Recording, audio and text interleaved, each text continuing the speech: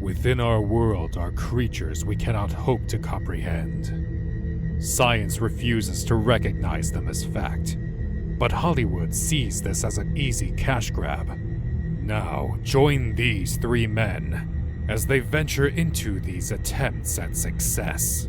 You will witness the good, the bad, and the strange as you are now venturing into Cryptic Collectors.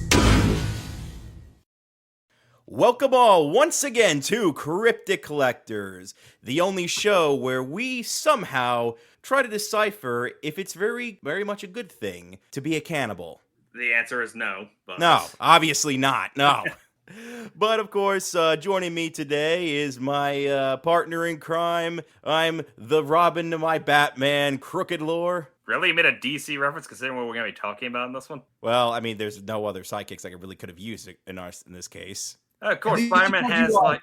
Spider-Man has Robin instead of, the Genetti to his Shawn Michaels. That would have been really... well, there's the difference. I'm not going to try to shove Will's face into a glass, Oh, wait, no, actually, no. You're actually right about that, because in this case, in an act of cowardice, Will would try to jump out of the window to escape. Okay, no, actually, no, you're right about that, man. You're right. I forgot about that. Dare you? I would do it with so much grace, it wouldn't be cowardice. It would be elegant. Elegant. And also joining us as our second guest on our podcast, he is a very well-known kaiju sci-fi horror author, known for his creation Atomic Rex, Polar Yeti, Chimera Scourge of the Gods. Give it up, ladies and gentlemen, for the one and only Matthew Dennion. Thank you, guys. I'm really happy to be on your guys' podcast here. We're good friends, so the opportunity to collaborate on something like this is really a treat for me. So thank you for having me. Absolutely. And of course, we'll know you're also a fellow cryptid fan, so definitely figured you could definitely join us on this show and just discuss all the things weird and strange out there. Sure, of course. Yeah. And unfortunately, our third co-host, Dan, aka Sippy, he will not be joining us today because unfortunately he was under the weather, but he will be back though for the next episode. So, we personally wish him the speedy recovery and, he'll definitely be back with us soon. For our episode today, as I mentioned last time, we're going to be discussing a very fascinating urban legend, as this one is not just well known as an urban legend, but as a piece of Native American mythology and history, and as a real life phenomenon and a very taboo subject matter, and that, of course, being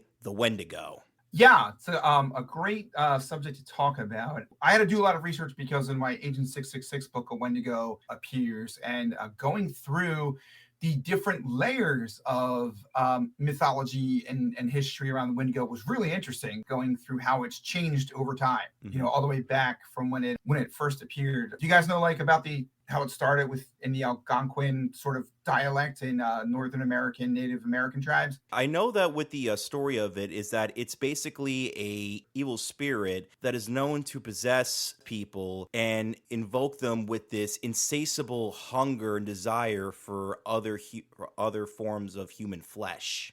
So that's what happens to me when I eat wings. You like him Kentucky Fried. Oh, wait a minute. Then if that's the case, then you're basically going to turn into the giant chicken and poultrygeist. I knew this day would come. I'd rather be Chicken Boo. That'd be more fun. I don't care what the remake of Animaniacs said. I love Chicken Boo. It was great. Ouch. But yeah, Wendigos, like you said, Ace, it's like a tale that was told. Areas were particularly harsh. Winters were known to happen, and food could become scarce. So, some of the morals built into the Wendigo story, revolve around, obviously don't eat other people, being a very key point, but also to, prepare for long, hard winters by storing food, and also to be willing to help out your fellow tribesmen, your fellow people by having some stores if they need it, so they also don't feel the need to resort to cannibalism.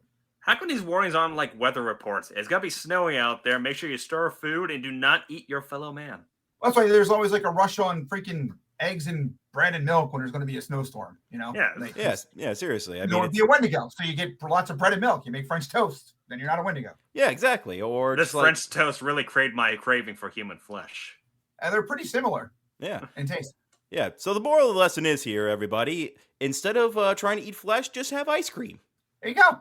I mean, you may Win-win. be eating something cold while you're freezing your ass off, but hey, at least you could survive it until the sun comes out, and then you can consume all the human flesh you want. You joke about the ice cream thing, but I actually do that when it's cold. Oh, what, really? Yes, not the eating flesh thing. I don't do that part. I eat the ice cream when it's cold. Oh, fair enough. The flesh thing, you have no proof. Yet.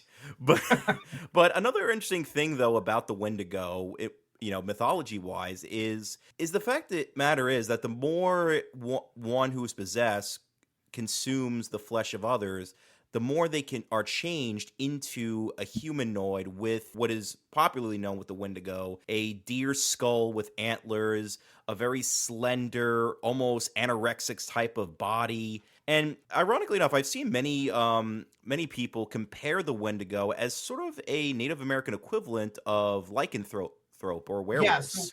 Yeah, where that originated. Oh, sorry, go ahead, Will. I was gonna say what's funny is the finalized depictions of Wendigos are just werewolves going through a punk rock phase.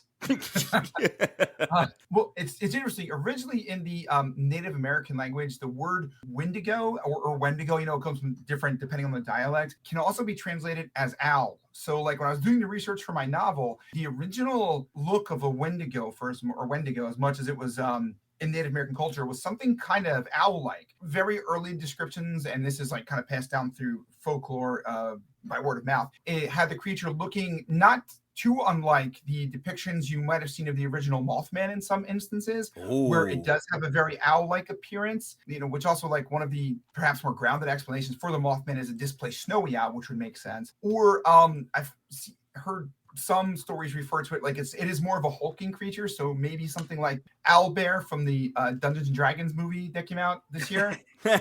Also be a description. Interesting comparison. Yeah, so it varies a bit. But owls are known to be flesh eaters. Obviously, typically they eat, rats, mice, stuff like that. But, would not be out of the realm of possibility if you're like a Native American in Canada in a winter that if you died, that some owls might scavenge on your body.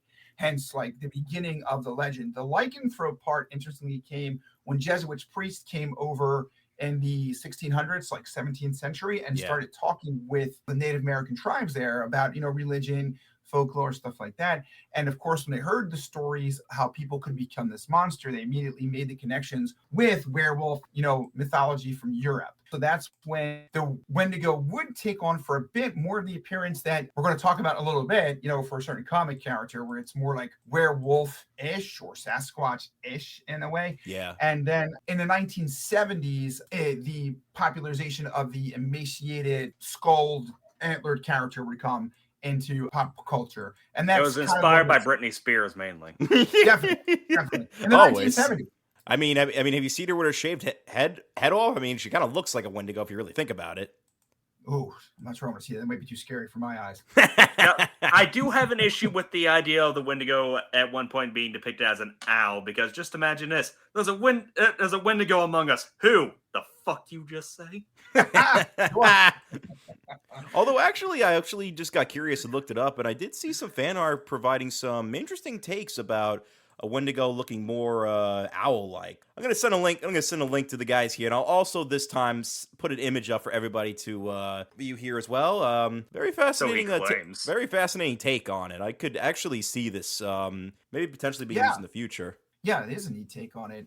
So you'll put the image up for everybody so you can see it. But yes, of course. Still like an emaciated type look, but you can see in the face in particular, right? That like owl type of look. Yeah, those eyes, and imagine seeing that in the middle of a dark, snowy night. It also could partially explain the height, because like owl would be up in a tree. So if somebody used to see it in a snowstorm, it would look it's maybe 10 feet tall. What would be cool is mixing this with the modern depiction of the Wendigo.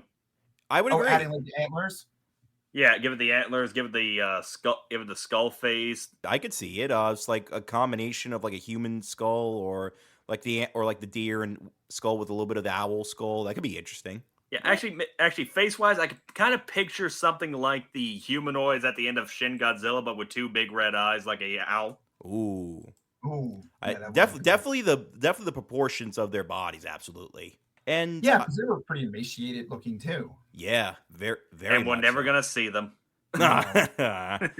on a sequel never going to happen. But as mentioned, one of the creepiest things about the Wendigo is, I mean, obviously the concept of it is already terrifying enough, but the thing is, it's also terrifying to consider is that there's no beating around the bush on this. Cannibalism is still culturally still something that's very around today and is still And understandably I think still there a needs to be very changes. still a very tabooed subject matter. In fact, there is actually a psychosis known as Wendigo psychosis. People having this intense craving of human flesh. It's not just my dog barking. No, Yes. it's mine too. I'm sorry.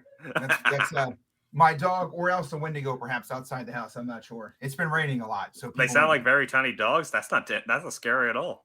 Yeah, maybe the Wendigo just wants to be on the episode Also, because he one feels thing left out. they want to bring up. He definitely does. Yeah. Now, I did want to bring up that some people believe that the Native Americans did not like the idea of saying the Wendigo's name, believing saying the name was a bad omen. And Yeah, we see that with a lot of like demonic type things where people won't say the name in mythology, all the way up through Harry Potter, right? With he who shall not be named, right? Yeah, exactly. It's definitely a thing that continues. I really like that because that really gives this sense of terror and real threat that you can't name the thing that strikes fear into everybody. Oh, since we're talking about stories of Wendigo, have you heard of the Hell Town? I have not. I have not. So the Hell Town is, I believe it is a town in Ohio. Do not quote me on it, but this town was evacuated by the military. Everyone left their homes, everything here, and a lot of people believe the military actually had a Wendigo and was experimenting on it, but it got out. There's actually a really interesting mockumentary that talks a bit about this, but yeah, the Hell Town itself actually does exist. Isn't there? Correct me if I'm wrong, but isn't there like a church around Helltown? That I don't remember. It's been a while since I've seen this, but yeah, but I always thought it was interesting how the Helltown, especially the Wendigo conspiracy. Because let's face it, if the Wendigo existed, yeah, the military probably would try to capture it and experiment on it. Yeah, well, to be fair, if you technically, if you want to count actual cannibalism, technically Wendigos do exist around us. In a matter of speaking. Yeah, but we wouldn't just capture people that eat other people and then experiment on them, trying to, weaponize them. They'd just be normal people that eat other people. At this point with the U.S. government right now, I'm not surprised by anything that they would pull off. I don't know. At this point, the president would just think it's funny and actually want to try by just out of curiosity. And then fall asleep in the middle of a conference. Fun fact, you know what's funny is that no matter what president would have, someone to hear that and they're like, that sounds like the president. Yeah, it's true. It's not inaccurate.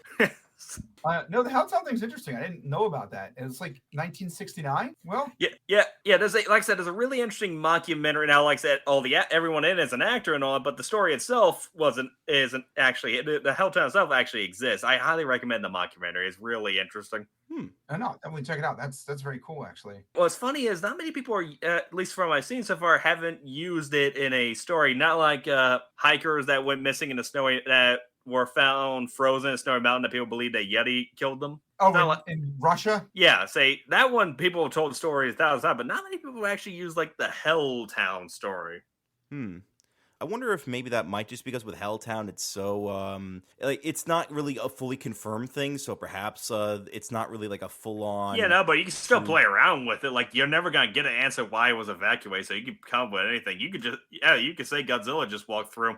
Although on the subject though of when it comes to stories when the Wendigo, because out of all the urban legends that we've discussed here, it's fair to say that the Wendigo is probably the most notable in terms of adaptations. There have been plenty of films, comics, and especially novels. Yeah, isn't Pet Sematary, isn't the main antagonist and that's supposed to be a Wendigo? So there was the character in Pet Sematary was inspired by the Wendigo. There was an author by the name of August Derleth. King? No, August Derleth. Okay. And he had two short stories. One called "The Thing That Walked on the Wind," and I don't know, I'm probably going to butcher this pronunciation. Ithaqual, respectively 1933 and 1941. And his stories were actually what inspired Stephen King to create that character in Pet Sematary. Right, and he was Derelith did like a lot of expansion of the Lovecraft universe, correct? I believe so. Yeah. Okay.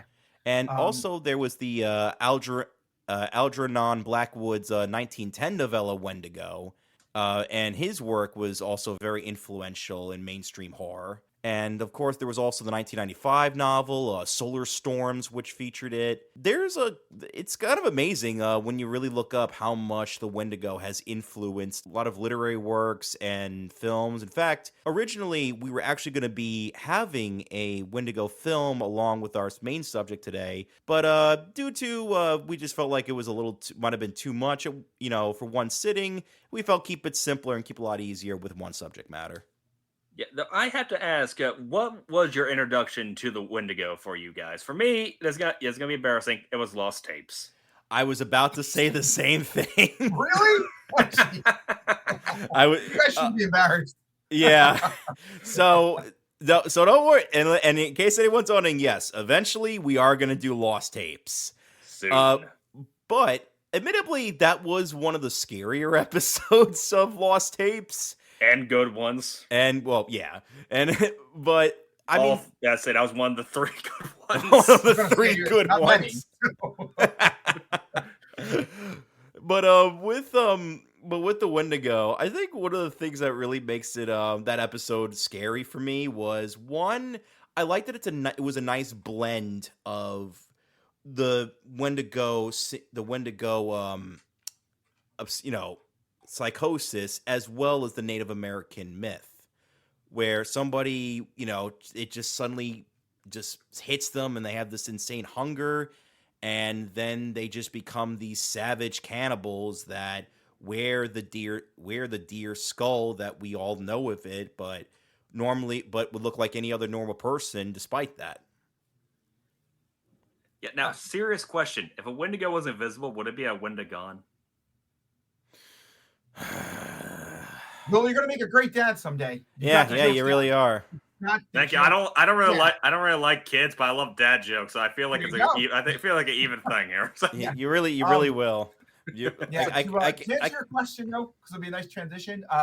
My first exposure was in Marvel Comics with that version of the Wendigo, because I'm a little bit older. Which should be ours, but apparently Lost Tapes just beat it out for us for some reason. Lost Tapes, Marvel Comics, I can see why you went, Lost Tapes. Well, nowadays they have equal quality.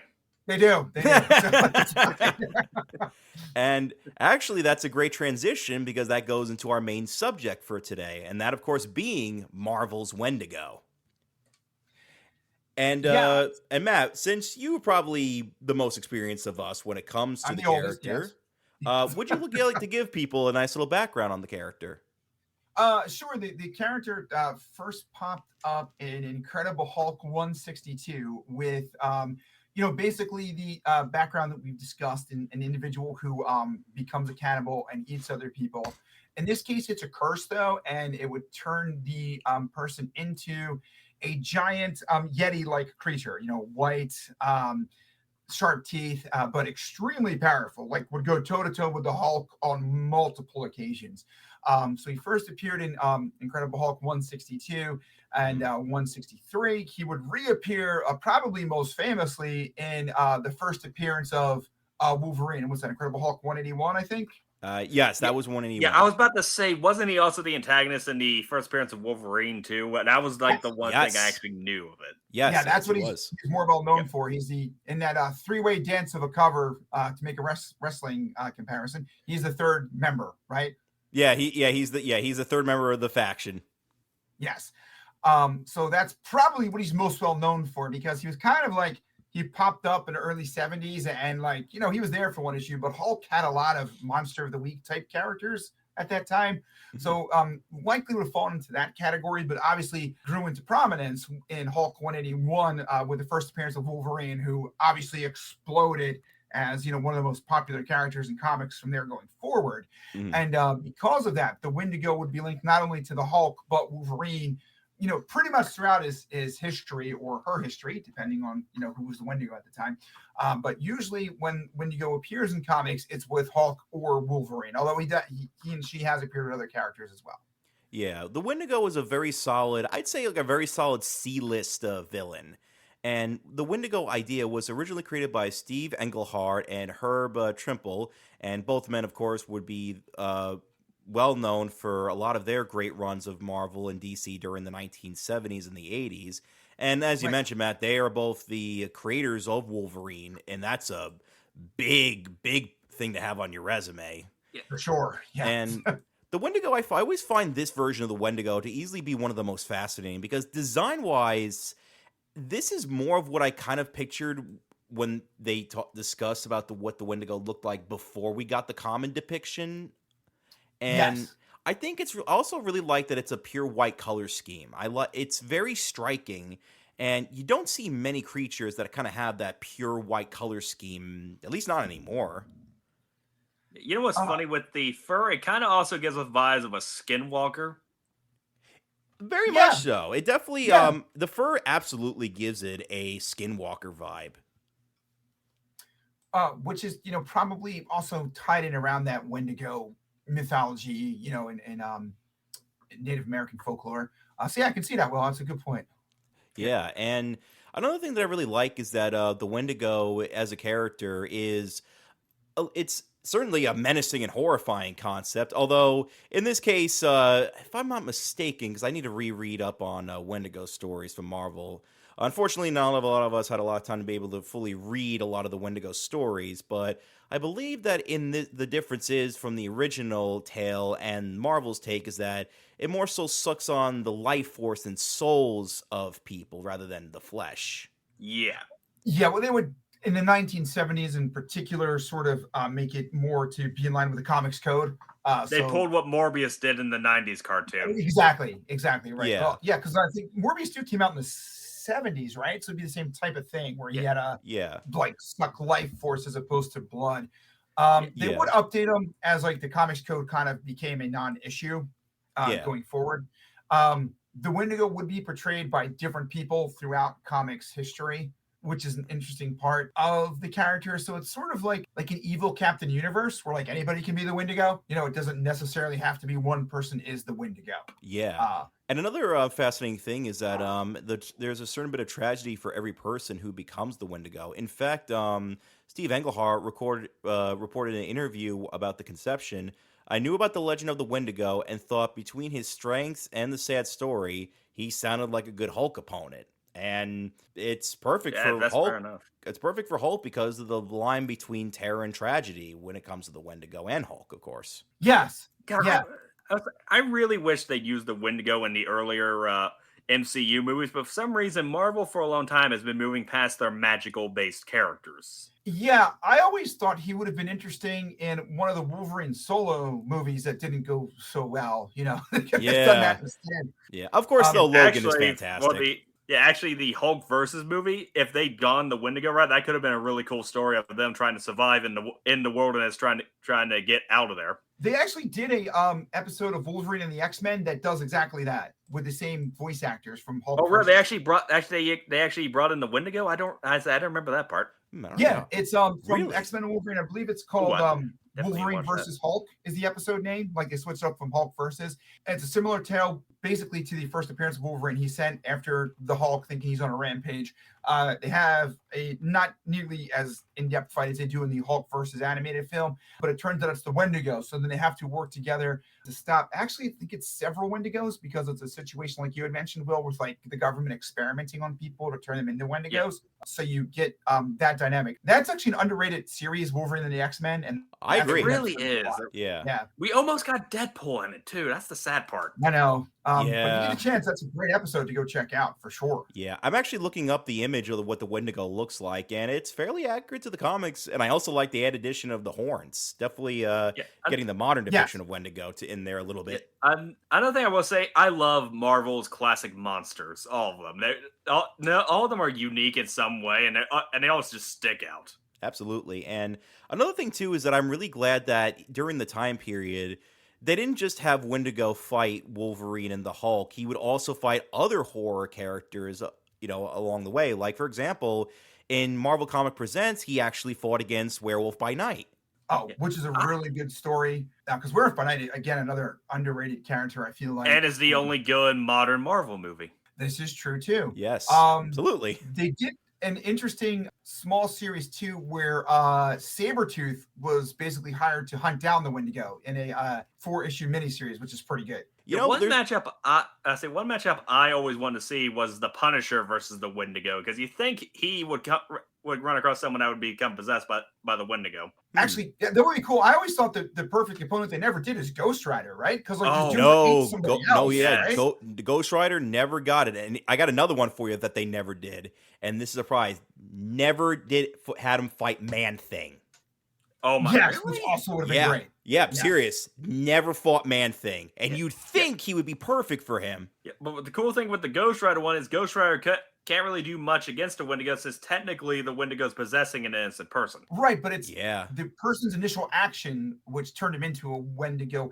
Usually, sometimes in the comics, they would have somebody who's like captured and cursed to become a Wendigo. If there was an interesting what if, it was like, I think, what if Captain America formed the Avengers? And in that case, Logan was captured and became the Wendigo, but because he had like his healing factor and his already animalistic tendencies, he was able to somewhat control it. So in that what if, he became what was the Hulk in that case. So it was Logan turning into a Wendigo. So it's a cool what if. A lot of instances, so it is somebody who eats someone, which I think adds an extra layer of horror onto the character, which is cool that they would get away from in some later comics. Like there was a storyline they did where a person like killed somebody and worked in a meatpacking plant. So he threw the body into the meatpacking processor, and then anybody who ate that meat became a Wendigo in the comic storyline. But to me, that sounds messed up. Yeah, it's messed up, because I always felt like the Wendigo should be a punishment for turning on your fellow person and eating them. Like if you eat like not knowing what you're eating and assuming it's regular food, that seems like it might not be fair. Turn into a Wendigo. Heather, seriously, that's a little cop out. Heather, I think this meat's tainted. What makes you say that? Well, I just turned into a monster. Yeah, unless of course they like the taste, then they should be punished. It's like, well, what? Like, do you realize you're tasting human flesh? I just looks at it and just goes, but it tastes so good though. But it tastes like Five Guys. Oh my! It tastes like Five Guys. Well, as someone who's been in there at Five Guys, I'd believe it. Well, actually, no, it just means different. It means something different if you say it tastes like Five Guys. That's true. It actually kind of works there. Oh, so that's why they give all those complimentary peanuts. Although, actually, on the subject of on a potential crossover idea with Ghost Rider, it actually kind of gave me a really cool idea to think of. So, all right, guys, I'm gonna pitch a little comic book idea, everybody. So, imagine a Ghost Rider versus Wendigo anthology legacy series. Each single issue is about every Ghost Rider up till now fighting a different version of the Wendigo. So the first issue could be Johnny Blaze against, let's say the original Wendigo. All right, so we're not gonna do the weird made-up legacy modern Marvel's been giving a lot of these characters. No. Yeah. Yeah, you're talking about people who were legitimately Ghost Rider. I like that idea. Yeah. So remember when Ghost Rider was like a fallen angel? Yeah, I remember that. Yeah, those were good. Those were good times. And but we can't have. I said we can't have Christian figures in Marvel. DC says, "Fuck it, let's do that." Yeah. Yes. Like Paul Cartier, the first Wendigo canonically in Marvel to take on Johnny Blaze, right? And then and then of course, then you could have Francosis against Denny Ketch, and then Lorenzo or Malvis fighting off against Robbie Reyes. It could be a fun little idea just to have like a nice little supernatural horror anthology series. I think it's a great idea. I'd even throw Vengeance in there just because he looks cool. I wouldn't. I'd be okay with that. Maybe it could be like an ancient version of it. Now that would be cool. Do it sort of like they're doing the Wolverine Predator story right now, where it's like, I know it's the same Wolverine, but over time against different predators. But in this case, I like it. Different Ghost Riders, different Wendigos. That's a great idea, Ace. Actually, it's a really. Good idea. It took Marvel this long to actually do a crossover with the Predator. Yeah, well, at least in modern Marvel, they lost their rights. So they had to get the rights first before they were able to do it. Yeah. So they're thinking, well, years ago we didn't have the Hulk fight Godzilla or Fin Fang Foom. So what we'll do now is have Wolverine finally fight against the icon. Yeah, and that's why they'll take Ace's idea and not run with it, because it makes sense and it's a really good idea. Oh yeah, of course. Like, of course, what I'm coming up with is like something that they would never do, because that's a good idea. Yeah. What, are you saying Spider Boy isn't a brilliant idea? It's not Come good on, on that's a long tunnel to go down. It's a long painful story, one of which involves me starting to get the cyanide. But for Ace's idea would be a great, like, especially this time of year, because they usually do sort of like a horror special around now, don't they? They got one coming out with, like, I think Scarlet Witch and Werewolf by Night and a few other characters. That would be a great one to do. You release them all in October, right? Like one a week for the month of October. That'd be fantastic. Yeah, get a different writer, a different artist, both of them probably being fans of their respective Ghost Riders, and then just tell them, hey, you just got to do research on the Wendigo, and boom. And try to get an artist to match the era each version of Ghost Rider came out. Absolutely. Yes, that'd be definitely got to get that down. That'd be sick. Like the first one's like a very 1970s feel to it, right? Yes. And then Danny Ketch has like that over-the-top 90s feel to it, right? Like, yes. That's how you go with it. That'd be great. Yeah, and then of course you get like the emo 2000s with Robbie Reyes. It'll be beautiful. Yes. Yeah. Now, question: do you think DC should have their own Wendigo? You know, I'm surprised they haven't tried Batman. I personally love to see Batman fighting the Wendigo.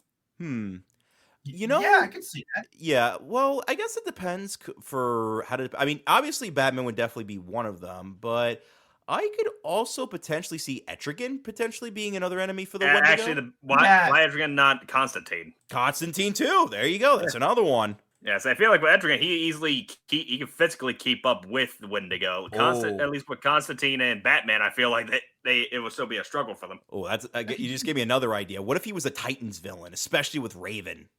Oh, that would be that's even better. Yeah, you're right. Yeah. Oh wait, even better than that, Beast Boy. Yeah, that would be very cool, Beast Boy. Yeah, but would he want to eat Beast Boy? Since Beast Boy technically isn't like people. Well, he doesn't want to get gangrene. Yeah. Yeah, but absolutely, like an idea for a DC Wendigo, that would be a lot of fun. Although, to differentiate it from their Wendigo, would they try to go with the more accurate depiction, or maybe go with the more with the old school depiction with the owl? I think they'd probably go with the antler one, right? Like the emaciated one. So yeah, because especially since there's too many like wing-based monster creatures like Man-Bat and all that. Yeah. You certainly want to make sure it looks different. Yeah, even another fun one, Wendigo against Wonder Woman. I was about to say that. I feel like Wonder Woman would be a good matchup too. That could be a decent matchup, a clash of myth. It's not like it's the first time Wonder Woman's done that, so I can see it. Batman makes a lot of sense, like, because I could see that being a thing in Gotham City. Like, even if somebody like Zaz decided to go to cannibalism, would be an interesting Elseworlds type tale. Yeah. Oh, I would love a horror Elseworld Batman storyline done something similar like the Doom that came to Gotham, but using a Wendigo as the main antagonist. Oh, I love that. Now that's an idea I would love to see. Oh wait, you know what? To bring up another comic book character, despite his inconsistent quality, but I could also potentially see if Image Comics wanted to give a shot. What about Wendigo against Spawn? I was thinking the same thing. Yeah. You mean when Tom McFarlane isn't Radigan, right? Well, yes, of course. Make sure you get Todd. If you're gonna get Todd, just have him draw, not write. Yeah, because Todd's idea is that it doesn't involve Spawn anymore, but he wants to so use Spawn. You heard his movie pitch. Hang on. How many? This is the 1,237th time that he said that it's on the way. Guys, it's on its way, I swear. It's coming. Jesus will be back soon too, guys. Just hold on. I swear. At Jesus probably be here before Spawn gets here. Yeah. At this point, he can't even give us Spawn versus Krampus. Are you kidding me? He promised that 5 years ago. Actually, if Jesus comes back, first thing he says is, "Where's the Spawn movie?" It's like, I was waiting this long, and I beat your ass to come to life. Actually, he's basically now becoming Dave Benioff, the creator of Game of Thrones, from that South Park episode. Okay, the reboot is on its way. But to answer your question, Spawn would be an interesting character to see interact with a Wendigo, for sure. Absolutely. And I guess it just also really goes to show like how flexible the concept of the Wendigo can be in not just with comics, with film, television. Yeah, it's a great Supernatural episode with the Wendigo. Yes, there is. Yeah, I want a parody movie with a vegan Wendigo with someone that became too much of a okay, vegan. that does sound funny. That does sound funny. And that a parody. Yeah. Yeah, and I remember you and I were talking about a potential idea for a Wendigo Sonic villain at one point. All right, that was something I'm amazed that Sonic hasn't done, using like mythological creatures and just making them Sonic characters. They have used mythological creatures before, but they don't really, not really as much as you'd think. I mean, at most that would be like their own creations, like of course Chaos and Solaris and the such. But ones based on actual myth, they don't do it. They have the closest I could think of was Dulcie the Dragon from Sonic SatAM. I'm amazed there aren't more dragons in Sonic. I would like that too, but yeah, but Ace, why do we need those when we have the Zeti? These Crash Bandicoot looking villains. Don't insult Crash Bandicoot. Are you saying they don't fit better in something like Crash Bandicoot than Sonic? I don't think they fit into anything, period. That's what makes them so perfect in Sega's eyes. I was going to say one thing I do like about sorry to sidetrack, about the Wendigo with Hulk is that they're both men who become monsters, but in the Wendigo's case, he does something selfish that is a taboo and dangerous for other people because he eats somebody else. But in Bruce Banner's case, he does something that's unselfish and saving Rick Jones from the gamma bomb, but also turns him into a monster. So it's it makes sense that they would not like each other because they're kind of like opposites. Sort of like the dynamic between Hulk and Thing, where the Thing wants to turn into a man and the Hulk can, but doesn't want to. So it's one reason that they hate each other. And Wolverine's a nice dynamic there too, because he's also like a man who's vicious, like the Wendigo, but he doesn't present like a monster. He looks like a dude. So it's why he's like a nice. He looks like a dude in yellow spandex. Sorry? He looks like a dude in yellow spandex. He does look like a dude. Finally, too, in a movie. If Deadpool 3 ever comes out, he'll look like a dude in yellow spandex. Well, that'd be a kind of a surprise. What if Wendigo actually shows up as a villain in Deadpool 3? I doubt it, because just like the Hulk. Actually, right? If any movie franchise is like crazy enough to stick something in like that, it would be Deadpool. Yeah. True, but let's face it, Marvel,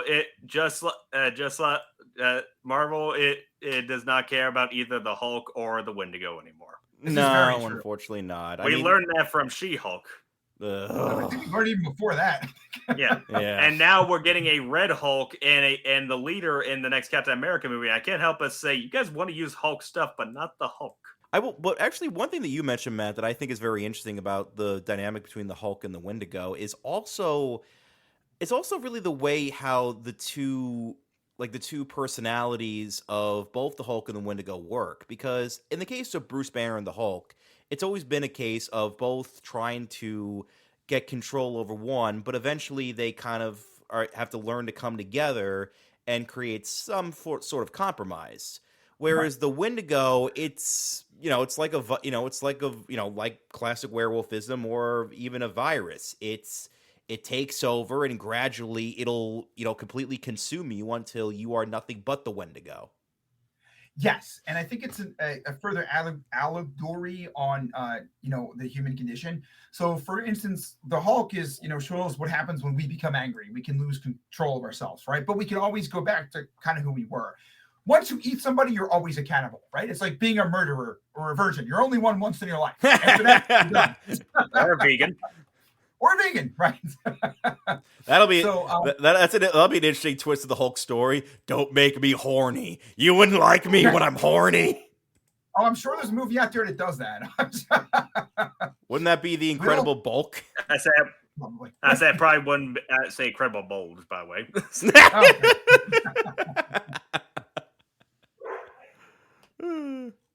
Yeah, but if the Wendigo was going to appear in any media, I think the best one would have been the original Hulk series with Lou Ferrigno. That's a great call, actually. Oh, yes. Yeah. I'm kind of surprised they never did add in the Wendigo to that series.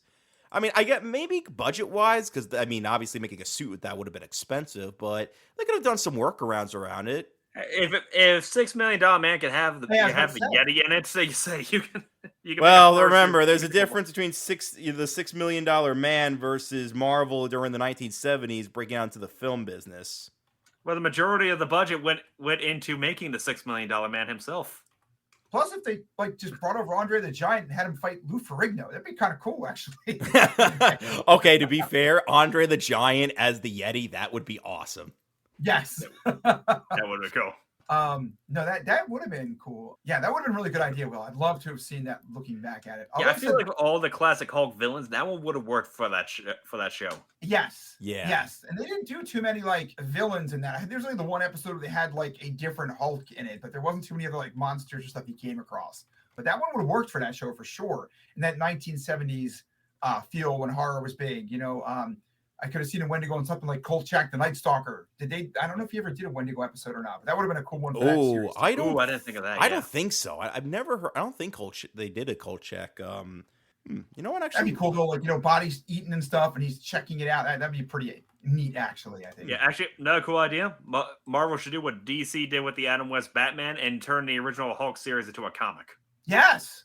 Yeah. Oh, why not? Right. Yeah, they clearly own everything at this point. I can't imagine they don't. I can't imagine they don't own the original Hulk series. What was that on CBS? Yeah. Oh, actually, Kolchak the Night Stalker did cross over with the Wendigo. Did it? I should be corrected. So yeah, apparently there was an episode in 1972, and although this one's a little bit different because like the way it's depicted, it seems like more that they are more like more vampires than necessarily. It makes the sense. Wendigo. It didn't have a big budget. Right. So I mean, it is the closest thing that we got. I mean, the fact alone that we even got that is in and of itself a miracle. So I give them credit for trying. And watch that tonight. I love me some Kolchak. Definitely watching that tonight. Yeah. I need to watch more. I only watched the first episode. Oh, really? It's a great series, man. Yeah, I definitely want to get into Kolchak the Night Stalker. I mean, plus when it's written by the legendary Richard Matheson, like that instantly gets my attention. Yeah, come on, and Darren McGavin's fantastic. The dad from A Christmas Story, he's awesome. Shoot your eye out, kid. Exactly. So yeah, but an underused character for Marvel, considering how much it's used in the popular culture these days. And yeah, man, Ace, like we said, I love the Ghost Rider idea. I feel like that's a very missed opportunity. If there's anybody the Ghost Rider would go after, it would be a cannibal, right? Like, yeah, makes sense. Yeah, I'm more interested in the Man-Thing one. That's the one I was surprised never happened, especially in like the early days when they made all their monster characters fight to kind of get that movie feel. Yeah, and I'm gonna be honest too. I mean, Man-Thing needed like a good arch villain for him to fight against, and Wendigo could have been his perfect arch. His arch enemy was the Sci-Fi Channel. I just had to remind me of that. Yeah, well, to be fair, it's also better than R.L. Stein's take on the Man-Thing. This is true too. Yeah, which is depressing because you think R.L. Stein working on a superhero comic would be fun. Yeah, but not so much. Yeah, actually, there's also on the subject of tales, of different versions of the Wendigo. There is one other Wendigo film I wanted to bring up. So I mentioned this to Will a while back, but Matt, I'm kind of curious if you're familiar with this. Are you familiar with a movie called Frostbiter? I am not. Okay. So this was an independent film that was distributed by good old Troma, and it was kind of meant as a parody of Evil Dead, and it has one of the most interesting takes of the Wendigo that I've ever seen in a film. It's based. You had me at Troma and parody of Evil Dead. Okay. Well, I definitely got to see this now. No. It's great. I'm going to give you two other ideas that'll intrigue you. Here's the first one. The first being is that you have a centaur Wendigo. Oh, okay. Now, here's the next one for you. My next pitch. Little monsters made out of chili. Little monsters made out of chili. Yes, literally chili. Like the chili you would eat. Yes. Yeah. Okay. I'm having trouble visualizing that one, but go ahead. I'll share a video with you after the recording, and then that'll be the ultimate judge. And if that's the seal of the deal, I'll tell you what. You and I will do a watch through of it with maybe Andres and Will. Okay. No, it sounds like it's up my alley. So sounds good. Absolutely. But going back also with the rewinding back to Marvel's Wendigo. Yeah, it is kind of a shame that he hasn't been used as often as you'd think with a character with the longevity as he does as a solid C-list villain that he never really got more to do. Sadly, we're not. A lot of the monster characters in modern Marvel are treated as a joke. I mean, Fin Fang Foom was like one of the big villains of the Avengers fought every once in a while, but now we just treat it as just a joke because to them it's funny because of his name. Yeah, I think Will's right in that. He hasn't had too many modern appearances, and when he does, it's like taking on characters like Porcupine, So there you have it. They're not. What you need is a writer that like sees these and says, "I could work with this and make it serious, and not this is funny to me. I'm gonna make it funny." Yeah, and also the most notable recent Marvel comic that I could think of with the Wendigo was with that Weapon H storyline, which was Hulk basically combined with Wolverine. Because that's modern storytelling in Marvel Comics. Yes, make the most fan fiction thing possible.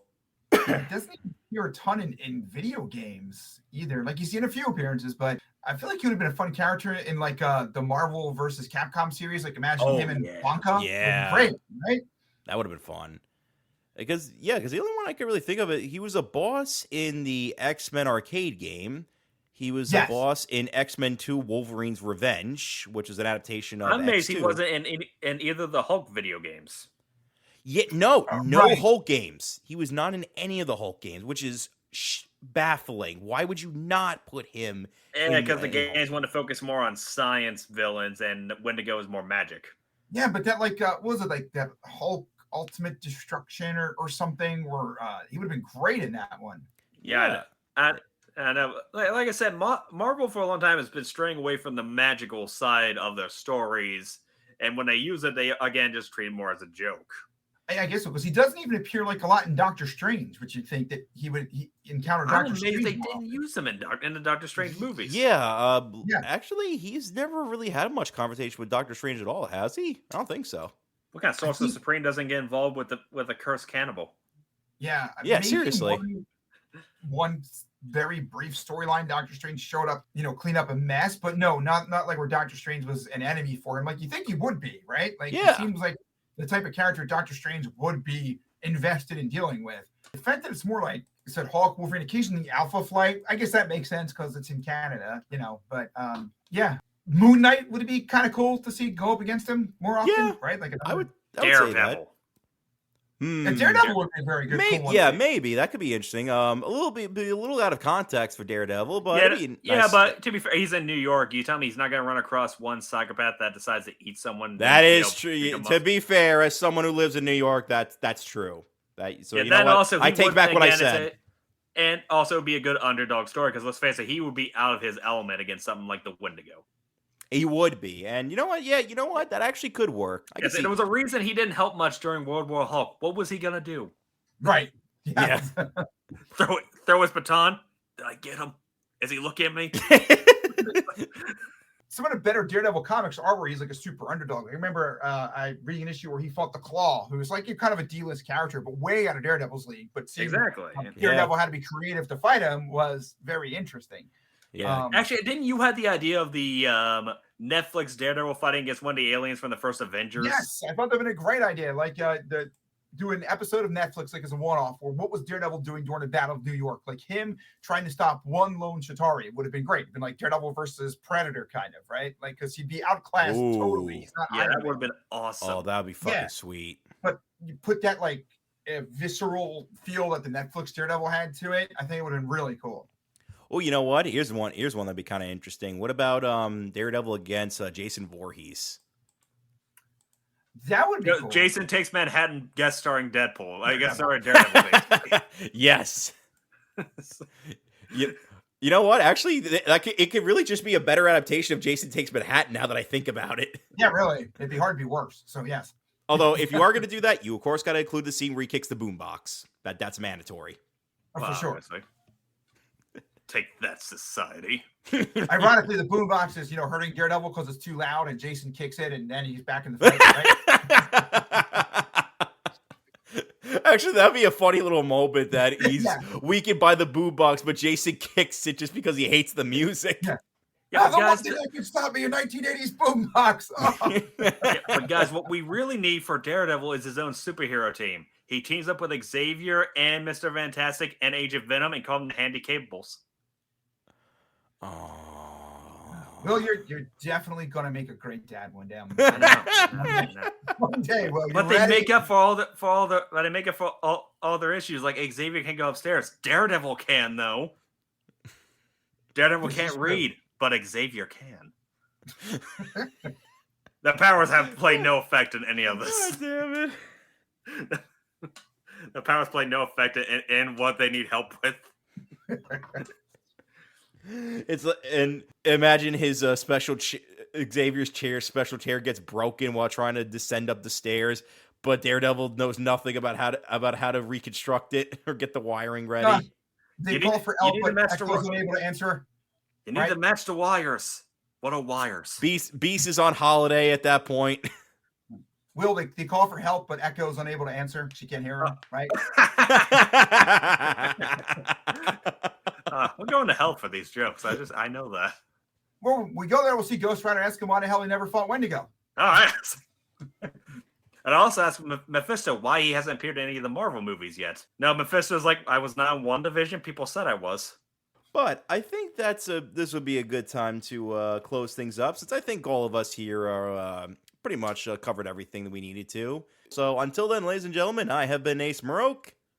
I have been William. Can't think of a cannibalistic pun, Kearney. And I've been Matt Dennion. And this has been From the Woods to Hollywood, Cryptic Collectors.